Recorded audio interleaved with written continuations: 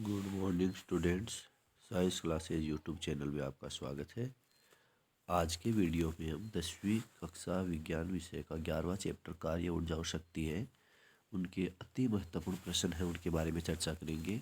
ये प्रश्न जो है परीक्षा की दृष्टि से अति महत्वपूर्ण है, अतः आप लोग पूरा वीडियो देखकर इन प्रश्नों को अच्छे से समझना। तो शुरू करते हैं अपना वीडियो।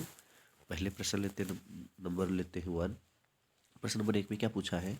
स्वतंत्रता पूर्वक गिरती हुई वस्तु की गतिज ऊर्जा का मान। देखो, आपको पता होगा कि यह कह रहा कोई वस्तु ऊपर से नीचे गिर रही है, ठीक है, और स्वतंत्रता पूर्वक गिर रही है, इस पर कोई बाह्य बल नहीं लगाया जा रहा, यानी हम कोई बल नहीं लगा रहे हैं। जबकि आप जानते होंगे गुरुत्वाकर्षण बल है जी, यह ऊपर से नीचे की ओर लगता है, तो इसी बल के कारण वह वस्तु ऊपर से नीचे की ओर गिर रही है। तो वह वस्तु जब ऊपर थी, यानी यूँ मान लो कि गिरना प्रारंभ नहीं किया था, एकदम शुरू की अवस्था में, उस स्थिति में इसमें एक स्थितिज ऊर्जा थी। कौन सी ऊर्जा थी? स्थितिज ऊर्जा। इस स्थितिज ऊर्जा का मान अधिकतम था वहाँ। जैसे ही वस्तु है गिरना शुरू कर रही है, यानी गतिशील अवस्था में आ जाती है, अब यह वस्तु है, इसकी गतिज ऊर्जा में वृद्धि होने लग जाती है, क्योंकि वस्तु गति करना शुरू कर देती है। तो जो वस्तु गति करना शुरू कर देती है तो उसमें गतिज ऊर्जा आ जाती है। इस स्थिति में उसकी स्थितिज ऊर्जा है वो धीरे धीरे कम होने लग जाती है। तो स्थितिज ऊर्जा कम होगी और गतिज ऊर्जा है वो बढ़ेगी, और अंत में वस्तु पृथ्वी पर गिर जाती है। अब पुनः उसकी स्थितिज ऊर्जा है वो बढ़ जाती है, अधिकतम हो जाती है, और गतिज ऊर्जा है शून्य ही हो जाती है अंत में। तो क्या पूछा है? स्वतंत्रता पूर्वक गिरती हुई वस्तु की गतिज ऊर्जा का मान। तो वस्तु गति करना प्रारंभ कर देती है तो गतिज ऊर्जा का मान है वो क्या होगा? बढ़ता रहता है, यानी ब ऑप्शन है बिल्कुल सही आएगा। समझ गए होंगे। और एक और ध्यान रखना, यांत्रिक ऊर्जा संरक्षण नियम जो क्या कहता है, कुल ऊर्जा बराबर गतिज ऊर्जा प्लस स्थितिज ऊर्जा, यानी गतिज ऊर्जा व स्थितिज ऊर्जा है उनका योग है वो कुल ऊर्जा कहलाती है। यदि वस्तु की गतिज ऊर्जा अधिक है तो स्थितिज ऊर्जा क्या हो जाएगी? कम। या गतिज ऊर्जा कम है तो स्थितिज ऊर्जा बढ़ जाएगी, पर योग दोनों का समान आएगा। आगे क्या पूछा है? एक वस्तु का द्रव्यमान आधा तथा वेग दुगुना कर दिया जाए तो इसकी गतिज ऊर्जा का मान पहले की अपेक्षा हो जाएगा। देखो, एक गतिज ऊर्जा का फॉर्मूला क्या होता है? 1/2 mv²। क्या होगा? 1/2 mv²।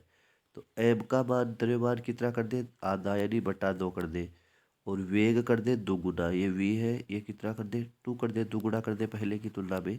तो गतिज ऊर्जा का मान क्या हो जाएगा? अपन नॉर्मल गतिज ऊर्जा का जो सूत्र लिखे 1/2 mv² वो लेकर, और दूसरी बार क्या कर लेंगे, ये रखेंगे, यानी 1/2 mv² बराबर 1/2, फिर एम का मान आधा, ये m/2 और 2v²।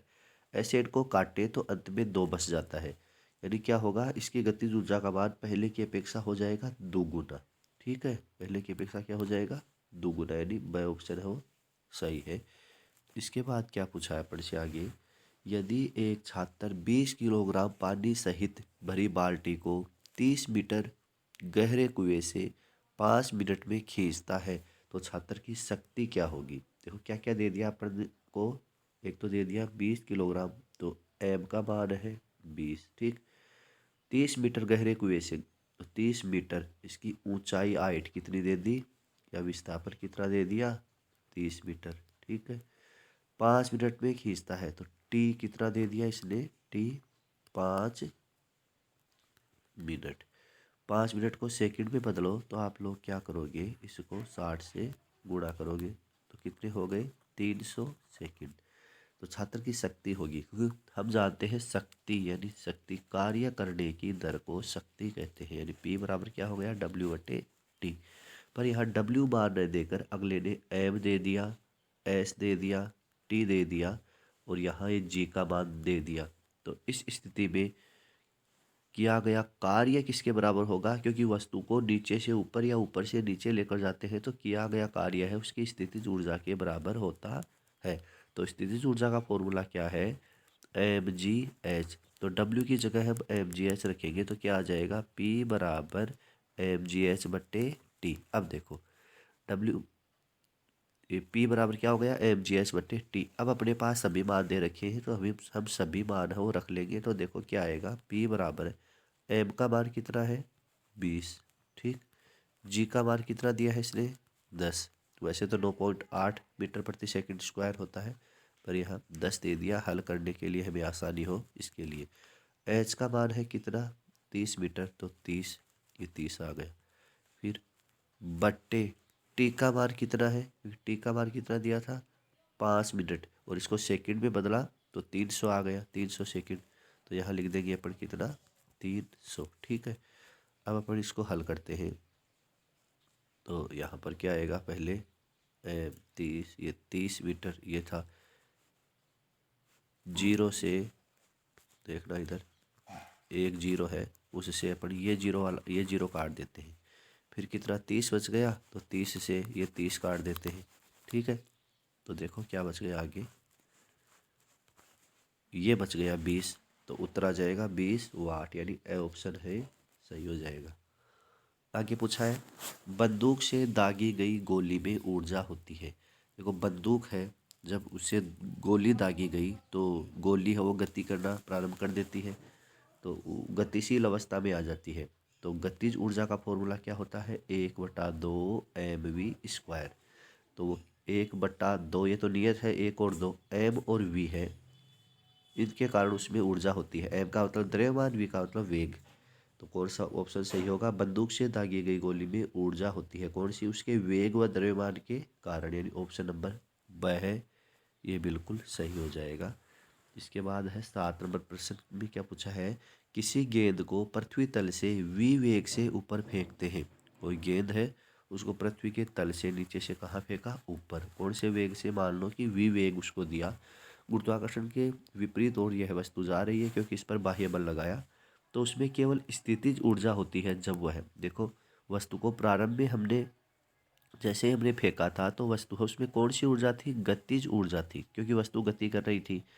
जब गतिज ऊर्जा थी तब स्थितिज ऊर्जा नहीं थी, पर अंत में वो वस्तु है आगे जाकर कोई एक ऐसा बिंदु आता है कि वहाँ पर वह गेंद है रुक जाती है ऊपर। तो ऊपर जब रुकती है तब उसमें आ जाती है कौन सी, स्थितिज ऊर्जा अधिकतम आ जाती है, और गतिज ऊर्जा शून्य हो जाती है क्योंकि वस्तु रुकी जाती है, फिर पुनः वो नीचे आएगी, ठीक है। तो उसकी उस अंतिम बिंदु पर स्थितिज ऊर्जा अधिकतम होगी और गतिज ऊर्जा शून्य। अब कौन सा उत्तर सही है, तो उसमें केवल स्थितिज ऊर्जा कब होगी, अधिकतम ऊंचाई पर पहुंचती है तब वह उसकी स्थितिज ऊर्जा है वो अधिकतम होती है, ठीक है। स्थितिज ऊर्जा कब होगी, जब वह अधिकतम ऊंचाई पर होगी, तब स्थितिज ऊर्जा अधिकतम व गतिज ऊर्जा शून्य होगी, ठीक है। जैसे ही वो वस्तु फिर नीचे आएगी पुनः, तो गतिज ऊर्जा अधिकतम और स्थितिज ऊर्जा शून्य होने लग जाएगी।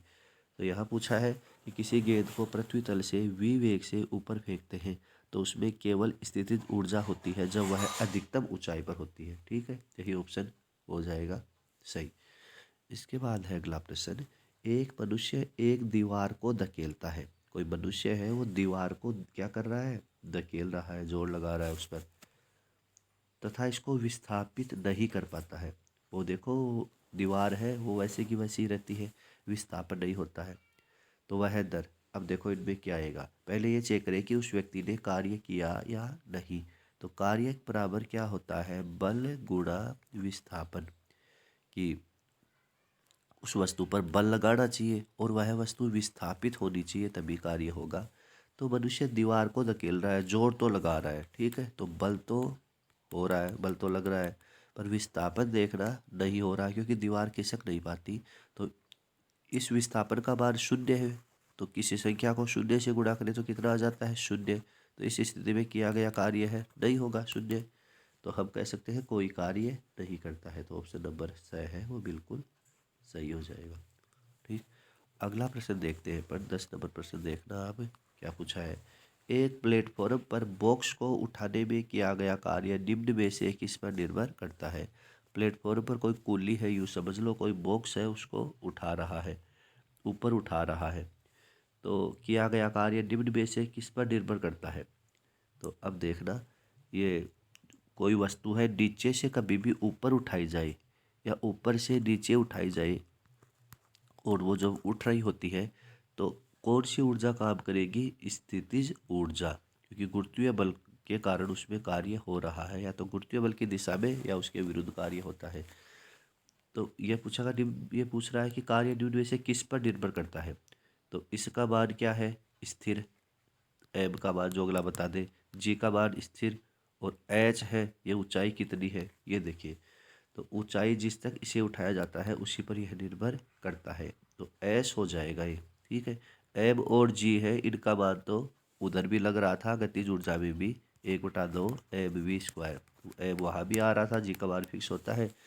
तो ऊंचाई जिस तक इसे उठाया जाता है इस पर किए गए कार्य का मान निर्भर करता है। आगे लेते हैं। वस्तु पर लगने वाला बल व विस्थापन एक दूसरे के विपरीत हो तो किया गया कार्य कितना होगा। तो किया गया जो कार्य है वह किस पर निर्भर करेगा, कोण पर, कि उनके मध्य कितना कोण बन रहा है।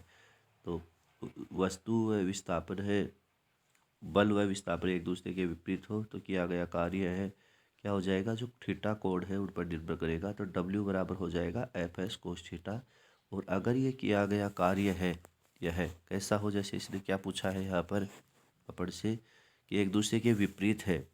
मान लो आपकी, जैसे अपन समझे इसको अच्छे से, कि कोई वस्तु है, इस तरफ बल लगाया गया और विस्थापन वस्तु का हो गया इधर, बल इस तरफ लगाया और विस्थापन हो गया बल की विपरीत। और जैसे यूँ कहा जाता है ना कि गाड़ी के ब्रेक लगाने के पश्चात, ब्रेक लगाया उसके कितनी देर बाद वो रुकती है, तो यहाँ पर विस्थापन व बल एक दूसरे के विपरीत है।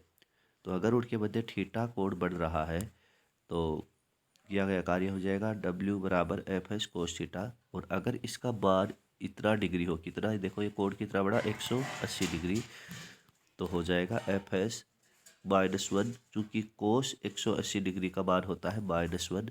इस स्थिति में किया गया कार्य डब्ल्यू बराबर हो जाएगा और ऋणात्मक हो जाएगा, ठीक है। डब्ल्यू बराबर आप क्या लिखोगे, -FS। आगे पूछा है, जब चलती हुई कार में ड्राइवर ब्रेक लगाकर कार की गति कम करता है या उसे रोकता है तो बल व विस्थापन के बीच कितना कोण बढ़ता है। देखो ये सड़क है और गाड़ी चल रही होती है और उसने क्या किया, ब्रेक लगाया। ब्रेक लगाने के बाद गाड़ी कितनी देर बाद रुकती है।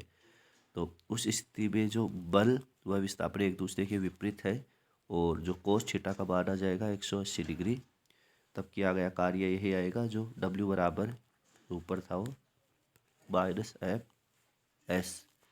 नेक्स्ट है, देखो क्या पूछा है, 1 न्यूटन बल को परिभाषित कीजिए कि 1 न्यूटन बल है वो कब लगेगा। 1 न्यूटन बल को परिभाषित कीजिए। डब्ल्यू बराबर क्या था, F गुणा S, ठीक है, F गुणा S। अपन को 1 न्यूटन बल पूछा है तो F बराबर क्या हो जाएगा, F बराबर हो जाएगा W/S। बस इससे अपन 1 न्यूटन निकाल सकते हैं। W/ क्या हो गया, S हो गया। तो 1 न्यूटन अपन इससे निकाल सकते हैं। देखो कैसे, कि यदि किसी वस्तु पर, यहाँ पर किसी वस्तु को एक, यहाँ पर विस्थापन है तो मीटर विस्थापित करें तो किया गया कार्य 1 जूल हो तो लगने वाले बल का मान कितना होगा, 1 न्यूटन, ठीक है। एफ का डब्ल्यू बराबर एफ एस होता है तो एफ निकालना है क्योंकि बल का मात्रक न्यूटन होता है और इसका मान 1 निकालना है। तो एफ बराबर क्या हो गया, W/S। किसी वस्तु को 1 मीटर विस्थापित करने पर 1 जूल कार्य होता है तो लगने वाले बल का मान 1 न्यूटन होगा, ठीक है। या इस तरीके से भी आप कर सकते हो कि 1 न्यूटन बल से किसी वस्तु को 1 मीटर विस्थापित किया जाए तो किया गया कार्य 1 जूल होगा। तो ये ज़्यादा परिभाषा, 1 जूल कार्य कब होगा तब उचित है। तो 1 न्यूटन बल का आप कर सकते हो डब्ल्यू बराबर एफ गुणा एस और एफ बराबर W/S। तो किसी भी वस्तु को 1 मीटर विस्थापित करें तो 1 जूल कार्य होता है तो बल का मान 1 न्यूटन होगा। आगे पूछा है, कार्य का मात्रक CGS पद्धति में होगा। तो देखो कार्य का मात्रक CGS पद्धति में अर्ग होता है और जो जूल होता है वो ABKS पद्धति में होता है। CGS पद्धति में क्या होगा, अर्ग।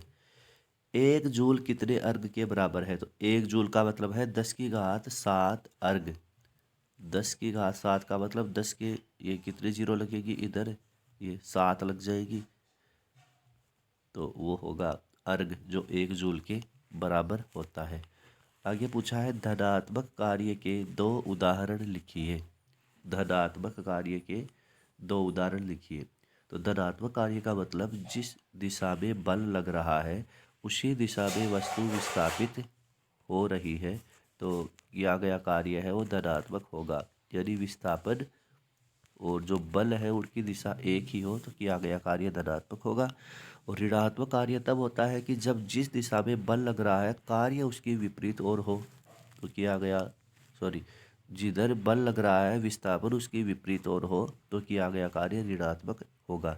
ऋणात्मक कार्य का उदाहरण भी मैंने आपको बताया था कि बस या गाड़ी चल रही होती है, उसके ब्रेक लगा दिए कि ब्रेक लगाए, उसके बाद भी वह कुछ देर गति करके रुकती है, तो जितनी देर बाद वो रुकती है वह उसका कार्य होता है जो ऋणात्मक होगा। तो धनात्मक कार्य के उदाहरण कि जिधर बल लगा उधर ही विस्थापन हुआ। जैसे घोड़े द्वारा गाड़ी खींचना, घोड़ा गाड़ी जिस दिशा की ओर खींचता है उधर ही वह वस्तु विस्थापित होती है।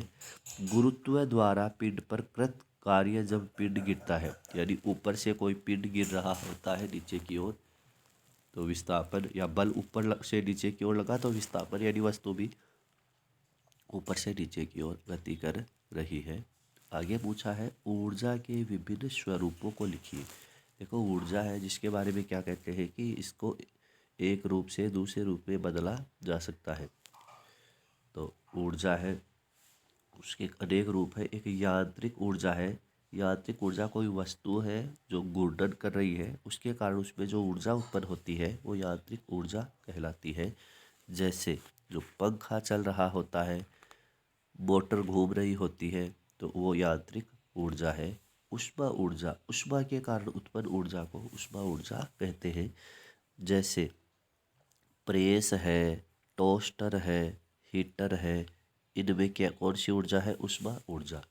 आगे है रासायनिक ऊर्जा। ये रासायनिक ऊर्जा रसायनों के कारण उत्पन्न होती है। जैसे अनेक प्रकार के जो रासायनिक पदार्थ आपस में अभिक्रिया करके ऊर्जा प्राप्त करते हैं, ऊर्जा बनाते हैं, वो रासायनिक ऊर्जा होती है। विद्युत ऊर्जा, ये आवेशित कणों के कारण पिंड में निहित ऊर्जा को विद्युत ऊर्जा कहते हैं। गुरुत्वीय ऊर्जा, ये गुरुत्वाकर्षण बल के कारण होगी। नाभिकीय ऊर्जा, ये नाभिकीय विखंडन व नाभिकीय संलयन के कारण होगी, वो नाभिकीय ऊर्जा है। आगे पूछा है हम कब कह सकते हैं कि कार्य किया गया है। देखो कार्य कब होगा? कार्य W बराबर क्या परिभाषा थी? बल गुणा विस्थापन, F गुणा S। तो इन दोनों का मान कुछ आना चाहिए, शून्य नहीं आना चाहिए। बस उस स्थिति में अपन कह सकते हैं कि कार्य हुआ है। तो जब किसी पिंड पर बल लगाया जाए और बल की दिशा में वस्तु गति करे तो हम कह सकते हैं कि कार्य हुआ है। कार्य के लिए विस्थापन होना आवश्यक है। जैसे अपन कह सकते हैं कि विस्थापन, जैसे कोई अपन कह सकते हैं कि एक आदमी दीवार है उसको धक्का दे रहा है, तो उस स्थिति में किया गया कार्य शून्य होगा, यानी उस व्यक्ति ने कार्य नहीं किया, क्योंकि व्यक्ति ने दीवार पर बल तो जरूर लगाया है पर विस्थापन देखो आपकी विस्थापन यानी दीवार खिसकी नहीं है तो विस्थापन शून्य है, तो इसका मान विस्थापन का शून्य आ जाने पर किया गया कार्य है यह आ जाएगा शून्य। तो विस्थापन होना जरूरी है। या कई बार बल न लगे केवल विस्थापन हो तो उस स्थिति में किया गया कार्य भी शून्य होगा। कि विस्थापन हो पर बल नहीं लगे तो शून्य प्राप्त हो जाएगा। नेक्स्ट, जब किसी वस्तु पर लगने वाला बल इसके विस्थापन की दिशा में हो तो किए गए कार्य का व्यंजन प्राप्त कीजिए। तो किया गया कार्य भी क्या होता है? धनात्मक होता है। ठीक है, जब विस्थापन जिधर हो रहा है और उधर ही बल लग रहा है, यानी बल की दिशा में विस्थापन है तो किया गया कार्य धनात्मक होगा। और अगर बल की दिशा की विपरीत और विस्थापन होता है तो किया गया कार्य ऋणात्मक होता है। तो यहाँ पर धनात्मक कार्य का व्यंजन पूछा है, तो किया गया कार्य बराबर बल गुणा बल की दिशा में विस्थापन, यानी W बराबर F गुणा S हो जाएगा। आगे है एक जूल कार्य को परिभाषित कीजिए। एक जूल कार्य कब होगा? देखो W बराबर क्या होता है? F गुणा S होता है। ठीक, तो कार्य का मात्रा क्या होता है? जूल। इसका मान 1 आना चाहिए, तो 1, ये भी 1 आएगा, यानी बल भी 1 विस्थापन भी 1। जब किसी वस्तु पर 1 न्यूटन बल लगता है तो वह 1 मीटर विस्थापित होती है, तो किया गया कार्य 1 जूल होगा। ठीक है, इससे निकाल सकते हो कि 1 जूल कब आएगा? जब दोनों संख्याएं है 1 1 आए, तो एक किसी वस्तु पर 1 न्यूटन बल लगाने पर वह 1 मीटर विस्थापित होती है, तो किया गया कार्य 1 जूल होगा। नेक्स्ट है किसी वस्तु की गतिज ऊर्जा के लिए व्यंजन लिखिए। तो गतिज ऊर्जा का क्या था, 1/2 mv²। ये कोई एम द्रव्यमान की एक वस्तु है, वो v वेग से गतिशील है। वस्तु का द्रव्यमान m हो गया, वेग v हो गया, तो गतिज ऊर्जा का व्यंजन होगा 1/2 mv²। और स्थितिज ऊर्जा का पता है आपको, स्थितिज ऊर्जा का क्या होता है, mgh। लेकिन स्थितिज ऊर्जा तब लगती है जब वस्तु को नीचे से ऊपर या ऊपर से नीचे लाया जाता है, तो स्थितिज ऊर्जा है वो लगेगी। यदि गुरुत्वीय बल के प्रभाव में कार्य होता है तो वह स्थितिज ऊर्जा है होती है। नेक्स्ट पूछा है जब किसी तीर को छोड़ा जाता है तो उसकी गतिज ऊर्जा कहाँ से प्राप्त होती है। उसी की स्थितिज ऊर्जा से। कि तीर है पहले एक जगह रुका हुआ था तो उसमें स्थितिज ऊर्जा अधिकतम थी और गतिज ऊर्जा शून्य थी। जैसे ही तीर छोड़ा गया अब उसमें गतिज ऊर्जा आ गई और स्थितिज ऊर्जा शून्य हो गई, तो उसकी स्थितिज ऊर्जा है उसी से उसमें गतिज ऊर्जा है वो प्राप्त हो जाती है। आगे पूछा है पृथ्वी की सतह से h ऊंचाई पर किसी m द्रव्यमान की वस्तु की स्थितिज ऊर्जा कितनी होगी। तो पृथ्वी की सतह है वहाँ से h ऊंचाई पर किसी m द्रव्यमान की वस्तु है, उसकी स्थितिज ऊर्जा होगी mgh। पहले जैसे बताया कि गुरुत्वीय त्वरण है उस या जिसे गुरुत्वाकर्षण बल कहते हैं, उसके प्रभाव में किया गया कार्य है उस स्थिति में स्थितिज ऊर्जा के बराबर होगा। आगे पूछा है क्या किसी वस्तु पर बिना गतिज ऊर्जा परिवर्तन के बल लगाया जा सकता है। कि गतिज ऊर्जा में बिना परिवर्तन के ही बल लगा सकते हैं। हाँ होगा, लगेगा बल। कब, जब एक स्प्रिंग को हम दबाते हैं, जो स्प्रिंग होती है उसको क्या करेंगे अपन, जो स्प्रिंग होगी उसको दबाएंगे, ठीक है। या खुरदरे समतल पर नियत वेग से इसे खींचते हैं, तब किसी वस्तु अगर बिना गतिज ऊर्जा में परिवर्तन के बल लगा सकते हैं, उसी स्थिति में हम लगा सकते हैं। एक वृत्ताकार पथ में गति कर रही वस्तु द्वारा एक चक्कर में किए गए कार्य का मान कितना होगा। वृत्ताकार पथ पर वस्तु गति कर रही है और उस वस्तु पर विस्थापन बल तो जरूर लग रहा है, पर उस वस्तु का विस्थापन देखो आप कितना होगा। वस्तु का विस्थापन शून्य होगा, विस्थापन शून्य है। तो W बराबर क्या बताया था मैंने, F गुणा S। S का मान 0 होने पर किया गया कार्य है वो शून्य हो जाएगा, क्योंकि ऐप का मान है वो भी शून्य हो जाएगा। ऐप को शून्य से गुणा करें तो शून्य प्राप्त हो जाएगा। तो वृत्ताकार पथ पर कोई वस्तु गति कर रही होती है तो उस स्थिति में शून्य कार्य होगा, क्योंकि विस्थापन शून्य होगा। आगे पूछा है पढ़ से, आगे पूछा है हथौड़े द्वारा कील पर प्रहार करना कौन सी ऊर्जा का उदाहरण है। तो यहाँ होगा यांत्रिक ऊर्जा। यांत्रिक ऊर्जा देखो दो ऊर्जाएं हैं उनके बराबर होती है। तो कील है उस पर प्रहार कर रहे हैं, कील में पहले स्थितिज ऊर्जा थी, जैसे ही प्रहार किया बाह्य बल लगाया तो स्थितिज ऊर्जा से वह गतिज ऊर्जा में परिवर्तित हो गई और कील अंदर की ओर प्रवेश कर गई। तो यांत्रिक ऊर्जा होगा यहाँ। आगे है धनुष से तीर चलाना, खिलौना पिस्तौल से डार्ट का निकलना कौन सी ऊर्जा के उदाहरण है। ये भी यांत्रिक ऊर्जा के, क्योंकि यहाँ दोनों प्रकार की ऊर्जा काम आ रही है, स्थितिज ऊर्जा और गतिज ऊर्जा। आगे पूछा है गतिज ऊर्जा किस पर निर्भर करती है। तो गतिज ऊर्जा का फॉर्मूला मैंने आपको बताया था 1/2 mv²। एम और वी पर यानी द्रव्यमान व वेग पर निर्भर करती है। नेक्स्ट है किसी वस्तु को पृथ्वी की सतह से ऊपर उठाने के लिए न्यूनतम आवश्यक बल किसके बराबर होगा। तो किसी वस्तु को पृथ्वी की सतह से ऊपर उठाने के लिए कम से कम आवश्यक बल है वह वस्तु के भार के बराबर होगा, कि उस वस्तु का भार कितना है उतना बल उस पर लगाना पड़ेगा। आगे पूछा है स्थितिज ऊर्जा का मान किस पर निर्भर करता है। तो स्थितिज ऊर्जा यदि वस्तु है नीचे से ऊपर या ऊपर से नीचे लाई जाती है, यदि गुरुत्वीय बल के प्रभाव में कार्य होता है वो स्थितिज ऊर्जा के बराबर होता है। तो यह वस्तु की पृथ्वी से ऊंचाई पर निर्भर करता है, लेकिन इस पर निर्भर नहीं करता कि ऊंचाई किस पथ से तय की गई है, कि कितनी ऊंची है, बस इसी पर निर्भर करता है। आगे पूछा है घर्षण के विरुद्ध किए गए कार्य में कौन सी ऊर्जा का ह्रास होता है।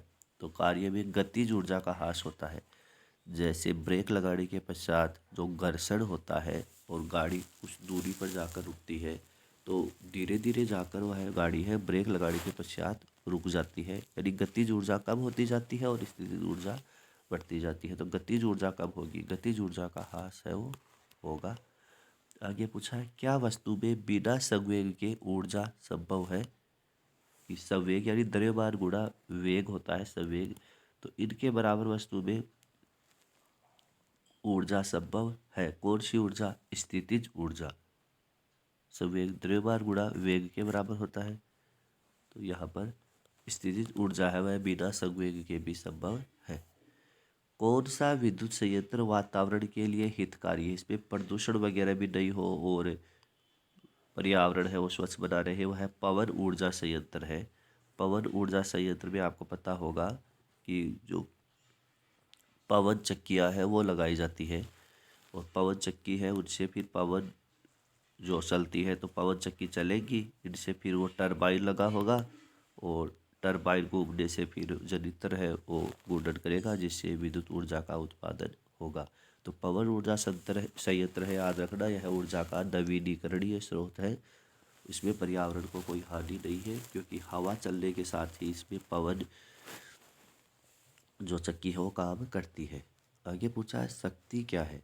शक्ति P बराबर क्या बताया था मैंने, W/T, यानी कार्य करने की दर को शक्ति कहते हैं। तो किसी कारक साधन के कार्य करने की दर को शक्ति कहते हैं। माना कोई साधन W/T, T समय है, W कार्य, कोई साधन T समय में W कार्य करता है, तो शक्ति क्या हो जाएगी, P बराबर W/T। इसका मात्रक क्या होगा, जूल/सेकंड, इसी को वाट कहते हैं। और शक्ति का बड़ा मात्रक किलोवाट होता है।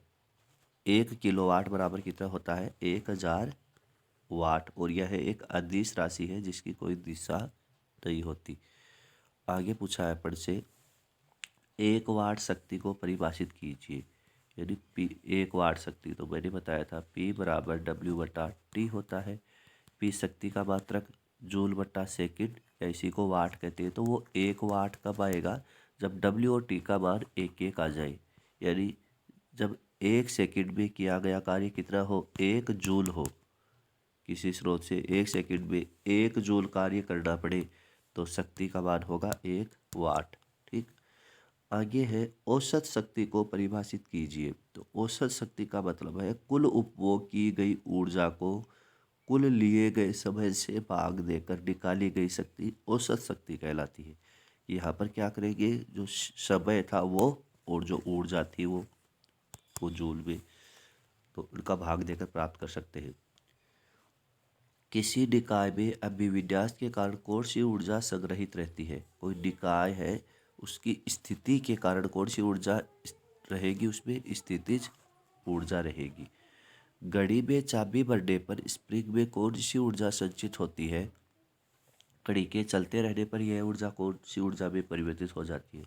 देखो, घड़ी में जब चाबी भर रहे हैं तो वो एक जगह है, और फिर धीरे धीरे वही घूर्णन करेगी, उससे घड़ी घूर्णन करेगी। तो पहले वो रुकी हुई रहती है, तब उसमें स्थितिज ऊर्जा रहती है, क्योंकि वस्तु की स्थिति में परिवर्तन के कारण उत्पन्न ऊर्जा, स्थिति के कारण उत्पन्न ऊर्जा स्थितिज ऊर्जा, गति में परिवर्तन के कारण गतिज ऊर्जा। तो स्प्रिंग एक बार रुकी हुई थी, तब उसमें स्थितिज ऊर्जा संचित है, और घड़ी जब चलने लग गई तब उसमें गतिज ऊर्जा आ गई। कोई वस्तु चल रही होती है तो गतिज ऊर्जा है, रुक रही होती है तो स्थितिज ऊर्जा है, यूँ भी समझ सकते हो आप। आगे पूछा है विद्युत हीटर के फिलामेंट में विद्युत ऊर्जा किस रूप में परिवर्तित होती है। तो जो विद्युत हीटर है उसकी जो तापन कुंडली जो डाइक्रोम की बनी होती है, उसका प्रतिरोध अधिक होता है। तो प्रतिरोध अधिक होने के कारण जो विद्युत ऊर्जा है वो ऊष्मा ऊर्जा में रूपांतरित हो जाती है, जिससे वो हीटर है उसकी स्प्रिंग है वो काफ़ी गर्म हो जाती है। तो हीटर क्या करता है, विद्युत ऊर्जा को ऊष्मा ऊर्जा में रूपांतरित करता है। तो पूछा है कि विद्युत हीटर के फिलामेंट में विद्युत ऊर्जा किस रूप में परिवर्तित होती है, ऊष्मीय ऊर्जा के रूप में। आगे पूछा है क्या किसी वस्तु को उठाने में किया गया कार्य इस बात पर निर्भर करता है कि उसे उठाने में कितना समय लगा।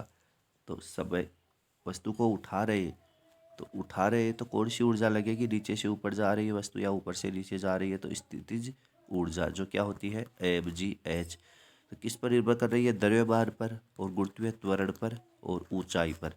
तो यहाँ पर समय है, समय पूछा है t, तो इस पर निर्भर नहीं करेगा। और वैसे भी जो किया गया कार्य है वह बल व विस्थापन का गुणनफल होता है, तो यही है, इन्हीं पर निर्भर करेगी। आगे क्या पूछा है पढ़ के देखना आगे वाले प्रश्न में। एक व्यक्ति 200 न्यूटन के बल से एक मकान की दीवार को धक्का दे रहा है, किया गया कार्य क्या होगा। तो देखो किया गया कार्य मैंने बताया था क्या होता है, बल गुणा विस्थापन होता है। तो बल तो लगा दिया 200 न्यूटन, ठीक है, पर मकान की दीवार को धक्का दे रहा है, पर देखो दीवार गिर नहीं रही है, दीवार रुकी हुई है, तो विस्थापन कितना है, शून्य, ठीक है। तो 200 को शून्य से गुणा करो तो हो जाएगा शून्य। तो किया गया कार्य शून्य होगा क्योंकि विस्थापन नहीं हो रहा है, दीवार गिर नहीं रही है। आगे है, एक क्षैतिज दिशा में गतिशील वस्तु, कोई वस्तु है क्षैतिज दिशा में गति कर रही है जमीन के समांतर। तो एक क्षैतिज दिशा में गतिशील वस्तु के लिए गुरुत्वीय बल के विरुद्ध कोई कार्य नहीं किया जाता है, क्यों। कारण है, क्षैतिज दिशा में ऊंचाई को शून्य मान लिया जाता है, क्योंकि गुरुत्वीय बल है उसके विरुद्ध कार्य नहीं होगा। ये अगर वस्तु ऊपर से नीचे या नीचे से ऊपर जाए तब उसके विरुद्ध कार्य होता है। तो इस स्थिति में किया गया कार्य है शून्य होगा, क्योंकि क्षैतिज दिशा में ऊंचाई को शून्य मान लिया जाता है, उसका मान शून्य होता है। एक हॉर्स पावर यानी एक एचपी में कितने वाट होते हैं। तो एक एचपी में 746 वाट होते हैं। जो भारी विद्युत की युक्तियां हैं जैसे कुएं की मोटर वगैरह है, उनको एचपी में प्रदर्शित करते हैं। जैसे एचपी की ये मोटर 1 एचपी की है, 1 एचपी की मोटर है, इसका मतलब कितने वाट 746। 10 एचपी की है तो 746 को 10 से गुणा कर दें तो 7460 वाट हो गए। इस प्रकार अपन वाट निकाल सकते हैं। आगे पूछा है, चाबी से चलने वाली एक खिलौना कार में किस प्रकार की ऊर्जा का रूपांतरण होता है। तो उसमें क्या होगा, चाबी से जो खिलौना कार चल रही है एक बार वो रुकी हुई है तो कौन सी ऊर्जा है, जब उसमें चाबी भरी पर वो रुकी हुई है, स्थितिज ऊर्जा है। और जैसे ही यह गति करेगी तो इसमें आ जाएगी गतिज ऊर्जा। तो स्थितिज ऊर्जा का गतिज ऊर्जा में रूपांतरण होता है। आगे पूछा है, जब आप किसी वस्तु को बल लगाकर ऊपर की ओर उठाते हैं तो कौन सा बल काम करता है। क्योंकि वस्तु को नीचे से ऊपर उठा रहे हैं तो गुरुत्वाकर्षण बल के विरुद्ध कार्य हो रहा है, तो कौन सा बल काम करेगा, गुरुत्वीय बल है वह काम करेगा। आगे पूछा है, ऊर्जा के लिए सबसे बड़ा प्राकृतिक स्रोत कौन सा है। देखो ऊर्जा के लिए सबसे बड़ा दुनिया में प्राकृतिक स्रोत सूर्य है, और इस सूर्य से नाभिकीय संलयन प्रक्रिया के फलस्वरूप ऊर्जा प्राप्त होती है। सूर्य से जो ऊर्जा निकलती है वो किस अभिक्रिया से, नाभिकीय संलयन से, जिसमें दो हल्के नाभिक मिलकर एक भारी नाभिक का निर्माण करते हैं। आगे है, किसी वस्तु में ऊर्जा में हानि और ऊर्जा में वृद्धि कब होती है। देखो जब कोई वस्तु कार्य करती है तो उसमें ऊर्जा की हानि होती है, और जब वस्तु पर कार्य किया जाता है तो उसमें ऊर्जा की वृद्धि होती है। वस्तु स्वयं कार्य करेगी तो उसकी ऊर्जा है उसकी हानि होगी, क्योंकि वस्तु के कार्य करने में कुछ ऊर्जा खर्च हो जाती है। और वस्तु पर कार्य करते हैं तो वस्तु में ऊर्जा की वृद्धि होती है, क्योंकि वस्तु पर कार्य होगा तो हम बल लगाएंगे वस्तु पर, जिससे उसमें ऊर्जा की वृद्धि होगी। आगे क्या पूछा है, गिरते नारियल, कोई नारियल गिर रहा है, लुढ़कते पत्थर, पत्थर लुढ़क रहा है, उड़ते हुए हवाई जहाज, हवाई जहाज उड़ रहा है, और बहती हवा, हवा चल रही है, बहता हुआ पानी, इनमें कौन सी ऊर्जा है। सभी देखो चल रहे हैं, ये सभी चल रहे हैं। तो गतिशील वस्तु में कौन सी ऊर्जा रहती है, गतिज ऊर्जा। तो इन सभी में गतिज ऊर्जा रहेगी। और अगर यही वस्तुएं रुकी हुई रहती तो हम कहते स्थितिज ऊर्जा है वो रहेगी। गतिज ऊर्जा का फॉर्मूला है 1/2mv², और स्थितिज ऊर्जा का मैंने बताया था mgh। आगे पूछा है, किसी पिंड के वेग में क्या परिवर्तन करना चाहिए। पिंड का वेग है v, क्या परिवर्तन करें जिससे कि पिंड का द्रव्यमान 4 गुना बढ़ाने पर भी उसकी गतिज ऊर्जा में परिवर्तन न हो। तो गतिज ऊर्जा का फॉर्मूला मैंने बताया था 1/2mv²। अगर इसके वेग को आधा कर दे और इसको 4 गुना बढ़ा दे अपन, द्रव्यमान पहले से कितना कर दे, 4 गुना, तब उसकी गतिज ऊर्जा में कोई परिवर्तन नहीं होता। तो इसको आधा कर दे, 2 से कैंसिल हो जाएगा, वही मान आ जाएगी। तो पिंड के वेग को आधा करना पड़ेगा। आगे पूछा है पढ़ से, जब बल न्यूटन में एवं विस्थापन मीटर में हो तो किए गए कार्य का मान होगा, किए गए कार्य का मात्रक होगा। देखो मात्रक पूछा है, तो बल न्यूटन में, तो W बराबर क्या होता है, F गुणा S। तो बल न्यूटन में और विस्थापन मीटर में हो तो किया गया कार्य है वो किस में होगा, जूल में होगा। ठीक है, किया गया कार्य जूल में होगा, क्योंकि न्यूटन और इधर मीटर, न्यूटन गुणा मीटर, 1 न्यूटन गुणा 1 मीटर बराबर 1 जूल होता है। तो किया गया कार्य है वो जूल में होगा। 1 किलोवाट घंटा, जिसमें 1 किलोवाट घंटा का मतलब क्या होगा, 1 किलोवाट यानी 1000 वाट और 1 घंटा यानी 3600 सेकंड। इनमें जूल कितने होंगे, तो इतने ही हो जाएंगे, 1000 गुणा 3600। जब इसको हल करते हैं तो 1000 गुणा 3600 आप हल करोगे तो 36 गुणा 10 की घात 5 आ जाएगा, या 3.6, 36 के पॉइंट लगाते तो 1 घात बढ़ जाएगी, 10 की घात 6 जूल। तो 3.6 गुणा 10 की घात 6 जूल है, ये आ जाएगा। आगे पूछा है, वस्तु पर लग रहे बल के कारण वस्तु पर कार्य न होने के प्रतिबंध बताइए। कि वस्तु पर बल लग रहा है पर वस्तु पर कार्य नहीं हो रहा। देखो वस्तु पर लग रहे बल के कारण बल लग रहा है, वस्तु पर कार्य नहीं होने के प्रतिबंध बताइए। तो वस्तु पर जब कार्य नहीं होने के कारण स्थितियों में किया गया कार्य शून्य हो जाएगा। जब बल द्वारा वस्तु में विस्थापन नहीं हो रहा, बल लगा रहे तो कार्य है वो क्या हो जाएगा, शून्य। W बराबर क्या था, F गुणा S। बल लगा रहे पर विस्थापन है वो नहीं हो रहा, विस्थापन शून्य है, इस स्थिति में कार्य शून्य होगा। बल जब विस्थापन की दिशा के लंबवत कार्य करे तो बल का मान शून्य होगा। तो जिधर विस्थापन हो रहा है और बल हमने इधर लगाया और विस्थापन इधर, तो किया गया कार्य है वो शून्य हो जाएगा। थीटा कोण कोस डब्बा आ जाएगा इधर, तो किया गया कार्य शून्य हो जाएगा। बल द्वारा धनात्मक व ऋणात्मक कार्य कब होता है, प्रत्येक का एक एक उदाहरण दीजिए। धनात्मक कार्य तब होगा जब जिधर बल लग रहा है उधर ही विस्थापन हो रहा है, और ऋणात्मक कार्य तब होगा जब जिधर बल लगा विस्थापन उसके विपरीत और हो रहा है। धनात्मक कार्य देखो, जब किसी वस्तु पर आरोपित बल व विस्थापन की दिशा एक ही होती है तो किया गया कार्य धनात्मक होता है। जैसे घोड़ा गाड़ी को खींच रहा है, तो घोड़ा जिस दिशा में बल लगा रहा है उसी दिशा में गाड़ी जा रही है, तो दोनों की एक ही दिशा है, यानी किसकी, बल व विस्थापन की एक ही दिशा है, तो किया गया कार्य धनात्मक हो गया। ऋणात्मक कार्य तब होता है जब जिधर बल लगाए और विस्थापन उसकी विपरीत ओर हो तो किया गया कार्य ऋणात्मक होगा। जैसे चलती गाड़ी में ब्रेक लगाने पर रुकने तक जितनी दूरी तक चलती है तो बल के विरुद्ध कार्य करना पड़ रहा है, विस्थापन विपरीत और हो रहा है, इस स्थिति में किया गया कार्य है वो ऋणात्मक होगा।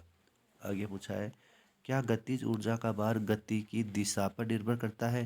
क्या गतिज ऊर्जा का भार ऋणात्मक होगा। तो देखो गतिज ऊर्जा है वो एक अदिश राशि है, इसकी कोई दिशा नहीं होती, तो इसका मतलब कि गतिज ऊर्जा का भार गति की दिशा पर निर्भर नहीं करता, तो इसका मान है कभी ऋणात्मक नहीं हो सकता, क्योंकि यह अदिश राशि है और इसका मान दिशा पर निर्भर नहीं करता।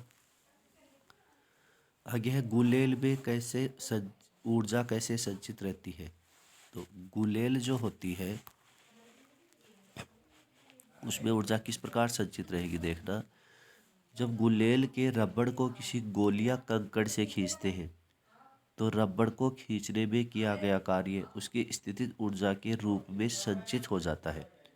उसको लेकर अपन पीछे की तरफ खींचते हैं गुलेल को, यदि गोलियां कंकड़ को छोड़ दें तो उसकी स्थितिज ऊर्जा है वो किस में बदल जाएगी, फिर गतिज ऊर्जा में बदल जाती है, जिससे कंकड़ गतिशील होकर कुछ दूर जाकर गिरता है। ये था आज का हमारा वीडियो। अगर वीडियो पसंद आया हो तो चैनल को सब्सक्राइब शेयर लाइक ज़रूर करना। धन्यवाद।